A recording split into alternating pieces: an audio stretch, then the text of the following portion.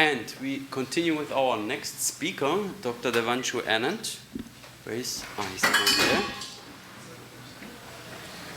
Who is a postdoctoral researcher at the Dublin City University in Ireland, who is working on AI applications on top of OpenAirInterface, and he will present his work on AI native end-to-end 5G, 6G with OpenAirInterface, realizing intelligent O-RAN X apps and programmable core networks. Yes, you can. This and there. Yeah. So, good afternoon, everyone. I'm Dr. Devanshu Anand. I am here on behalf of Dublin City University, which is located in Ireland. So, today I'm going to give a talk on AI native end-to-end 5G, 6G with OAI. So, the main idea is I want to show some experimental results which we have done with OAI, both on the RAN side and on the core side, and then at the end, an end-to-end system with both Open RAN and the core network. So this will be the outline for my talk today. So first I'll go through the question why we need AI native and what are the different forces which are driving AI native for 5G and 6G. Then I will spend a slide on Open RAN architecture because that's the backbone for the XApps which we have used for our experiments. And from there we will move on to the experimental results for Open RAN and core network. And at the last I will show you the end-to-end AI control loop, which will consist of both RAN and the core network. And at the last, some novelty challenges and open issues. So why AI native matters now, right? So when we talk about 5G, 5G was basically built for connectivity. And towards 6G, when we're moving, it is more towards intelligence, right? With that, the three pressure points which I have marked here is first the traffic growth, because we have seen that holographic traffic trials have started, and which consist of XR, holographic V2X, which demand less than 1 millisecond latency and 10 gigabits per second per device. The second is the ultra-heterogeneous network environment in 6G, which is rolling out in major cities. And the third one is the Open RAN designation, which provides open interfaces. But open interfaces doesn't mean that it provides intelligence, right? So that's why the industry and even the 3GPP standard bodies are moving towards that AI should be native to the stack and should not be bolted after the stack has been built. So that's what we have done. We have used OAI platform to run some experiments and see how it works. So this slide basically consists of the O-RAN architecture, which most of you guys must be already familiar with, but just wanted to share from top to bottom. The first one is the non-real-time RIC, which where all the slow policy management and the offline training of the model happens. Anything you can think of which happens above the 1 second loop happens in non-real-time RIC over the A1 interface. Then is the near real-time RIC, which we have used here, the Flex RIC, and which is our focus, which operates within 10 milliseconds to 1 second control loop. And then at the last, the lower components of the Open RAN, the ORU, which we have used the USRP N310, and then the OAI ODU and OCU, which we have used here, which connects to the N2 over the N2, N3, and N4 interface to the core network. So this is the Flex RIC architecture which we have taken into account. So here you can see the three XApps which we have built. The first one is the traffic offloader XApp. The second is the interference management XApp, and the third is a resource orchestration XApp. So this sits on the top of the SDK, which communicates to the E2 manager and connects to the E2 over the E2 interface to the OpenAirInterface G-Node Bs, which can report measurements and accepts the control messages. On the right side, you see the closed loop ML control design, which basically the first block is the observe, where all the KPMs or the performance indicators are measured. The second is the process, where the actual ML model training happens, or it processes the information of feature extraction happens. The third is the control logic, where the decisions are made, which I will show you in the next slides, if it's a handover decision or if it has to adjust the slice quota for the per network slice or the resource blocks. And the last one is a feedback loop based on the KPIs which we get and the results which we are getting. If it's a reward function or it gets, or if it's not giving us a desired results, it goes back to the first loop, that is the observe stage. So that is a end-to-end closed loop which we have built out. So this is the first XApp which we have experimented with. So this is a ML-based traffic offloading in heterogeneous network environment. So here we have considered a scenario of 1 macro base station and 2 small cells and 20 active users. And the XApp basically consists of various features like RSRP, channel quality index, PRB load, QS class per UE over the 10 millisecond interface. Then the algorithm which we use here is the random forest for the classification purpose, which is trained on 50,000 samples from the offline OAI traces which we get. And the decision which is made is basically a binary decision, either to stay or to offload. So whenever a decision is made to offload, the E2SM RC control messages are triggered, and it handovers the UE to another G node B. So the three services which we have considered are video, VoIP, and web. So you can see the throughput gain when our XApps trigger a handover. We can see that the total, in the last bar chart, the total throughput has increased from 45 Mbps to 86 Mbps, which is an average increase of 46.6%. And the packet loss is also reduced by 32%, and the end-to-end latency is also reduced by 28 milliseconds. The main thing which I want to focus on is the accuracy rate, because that is very, very important. Because if the accuracy is not good, then it could cost a bad handover decision, which can lead to a high latency for the end user. So our model was the highest accuracy which we have got for the random forest accuracy is the random forest algorithm is around 95.2%. The second XApp which we have built out is the multi-level interference mitigation. Here we have considered three types of interference. The L1 is the cell edge, which is the inter-cell interference. The second is the intra-cell interference between multiple users. And the third is a cross-cell interference, which happens in the heterogeneous network environment between macro cells and the small cells. So what happens here is the XApps basically detect which interference regime each UE is based on CQI gradient patterns and applies the appropriate mitigation. For the L1, it uses the fractional frequency reuse mitigation. For the L2, it uses the pre-coder adaptation. And the third one, it uses the rerouting. So once the XApps trigger the basically there are prior works which have already built out to detect interference. But what our XApps are doing, it doesn't detect a particular type of interference in the particular environment. It can detect what kind of interference a UE is facing. And based on that, we can see that the SNR gain raises from 8.4 dB to 15.4, which is an 8.6 dB gain. And the BLR reduction is also reduced by 41%, and the EST UE throughput is increased by 35%. The third XApp which we have to talk about is a service-aware resource orchestration. Here we are considering three slices: EMBB slice for the video data services, URLCC slice for the VoIP and the control, and MMTC slice for the IoT and web traffic.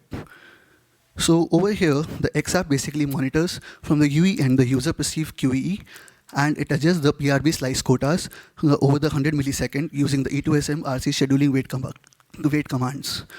The important point to note here is about the URLCC slice. You can see that the PRB slice quota allocation is very less. But whenever it is needed, it is guaranteed the highest priority because of the VoIP service. And from the graphs which we can see here, the latency results, we can see for the video, it has reduced for the per slice end-to-end latency has reduced from 85 milliseconds to 54 milliseconds, for VoIP to 22 to 12, and for web from 62 to 44. And from the user perceived QE, the mean opinion score for video is 4.2, which was 3.1 before. For VoIP, it is 4.6, which was 3.4, and for web, it is 3.9, which was 2.9 before. So for video and VoIP, by the ITU ranges, anything above 4 to 5, it's been considered from good to excellent range. So the results have shown good that the results which we have got from the XApps are very good and lie in the good to excellent range from the ITU standard bodies. After the experiments, this is the live experiment output, where all the different components of G Node B and the FlexRig are connected together. So this is just a screenshot of the terminal outputs. I wanted to show how our USRP connects to the OAI G Node B, and then it connects to the UE establishes session. So in the right side, we can see that in the for the UE, for the ML with the TID of 4601, the CQI is 8, RSRP is 97 dB, minus 97 dBm, and the PRB is 0.93, which means it's a high load and weak signal. That time our ML model offloads the UE to the second E node B with the accuracy of 0.94, which is 94%. So it sends a handover control message to the UE, and it handovers a UE to another eNode B. And after the post handover, we can see that the throughput has increased from 13.8 to 28.9 Mbps. So just one experimental screenshot I have shown here from the terminal output.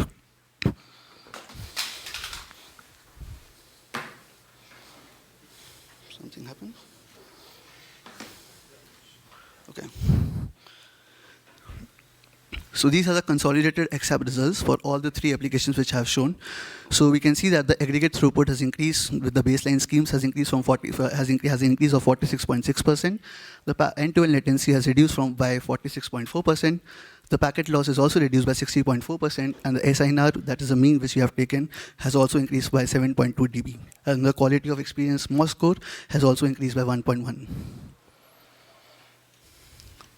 From here, I want to move on to the core network part. So here we can see that all the core network functions which we have deployed in the OpenAirInterface, the NRF, AMF, SMF, UPF, PCF, and UDM, and AUSF are all started and running.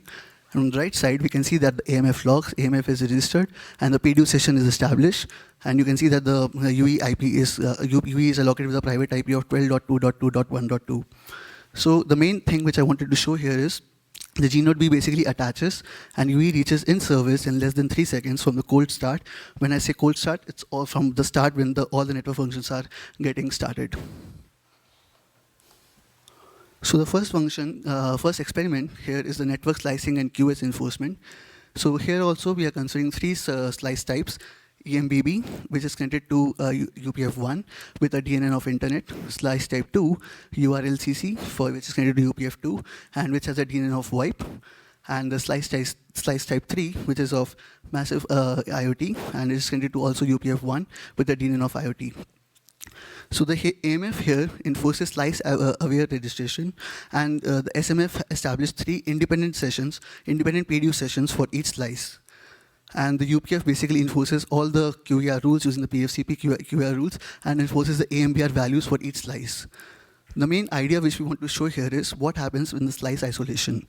So if we saturate the EMBB slice, what happens to the URLCC slice? So the answer is on the right side, there is no difference. All the 3 lines for the throughput under cross traffic is independent of each other. So that's why just less than 2% of EMBB throughput varies under the URLCC burst, and there is 0 millisecond URLCC latency, SLA violations, and the Jane fairness index is also around 98.7%. The second one is the UE mobility and PDU session continuity. So over here we consider 2 gNode beats. From one, the UE moves from gNode B1 to a target gNode B2 and informs the AMF about the pass switch. So on the right side, the results which we see, if there's an XN handover, the interruption time is over 28 milliseconds. If it's an N2 handover, which also there is no XN, the interruption time is around 62 milliseconds. And if it's a cold handover without path switch optimization, it's 145 milliseconds. But what we want to prove here is, if we are using OpenAirInterface, SMF, and AMF, they are like transparent, and they don't drop the PDU session if it's an intra-AMF handover. So this is very important for later on stage, because if XApps is triggering handover from one gNode B to another gNode B, it knows that the core network will not drop the PDU session. The PDU session will be still alive. The third one is basically on the debugging side, where we have the N4 session management and the UPF tracing. So it's just like on the right side, we have the N4, we have taken the SMF logs based on the N4 interface, where we see that the PDU session is established for the UE, and it requested for a handover. And it gets a UE IP with a private IP of 12.2.1.2. On the right side, we see the TCP dump on the port number 8805, which we have taken, and it shows all the logs for all the current packets, what is happening.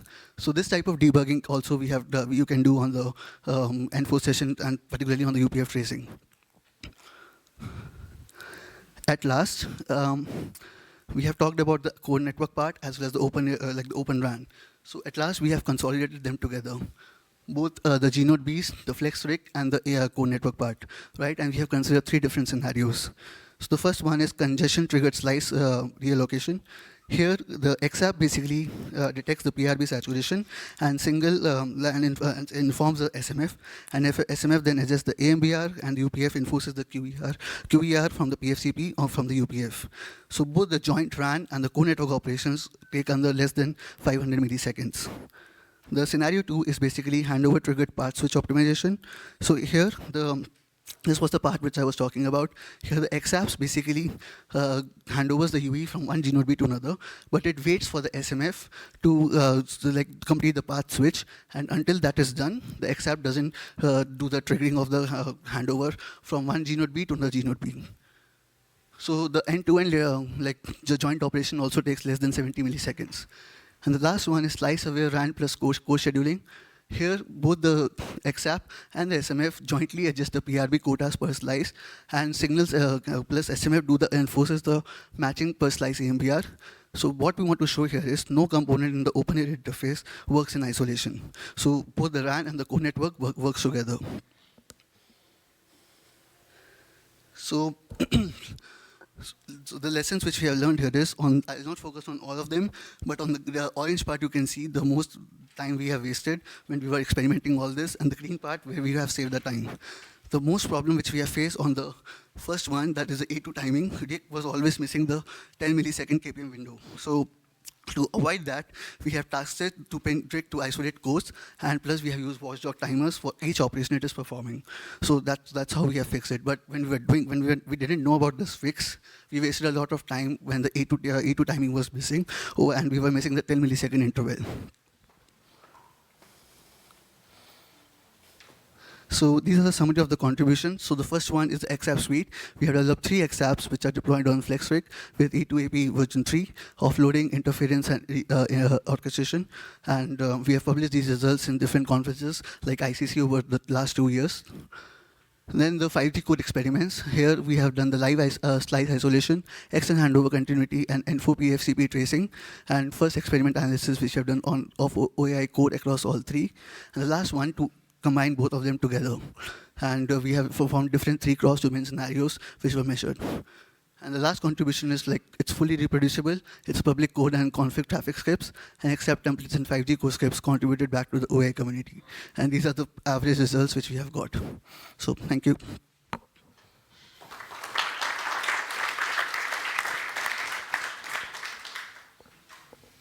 Are there questions? Well, then let me maybe ask one question. So there you had in the problems that you encountered and the solution, you were talking also about latency. Mm-hmm. And now you were looking in particular into the E2 interface in the near real-time rig, but now there are the upcoming D apps in the E3 interface. Could you maybe share your vision on this work and how this would influence your research and how you could maybe use this to leverage and further? That's the future work, basically, to work on the D apps and over the E3 interface. So that's first we want to finish on the current one, the current state of the art, and then compare this with the new ones. So that's the future work. What do you expect to see? I think it will be good to see what learnings we have learned from here. We will be saving time on the issues what we have encountered while building this testbed when we are building that one. So that the main time is the experimental hours, 200 plus hours, which we have spent to deploy this testbed. And obviously, in terms of latency, also we will observe less latency. And that's the target. Okay. If not, then we thank our speaker. Thank you.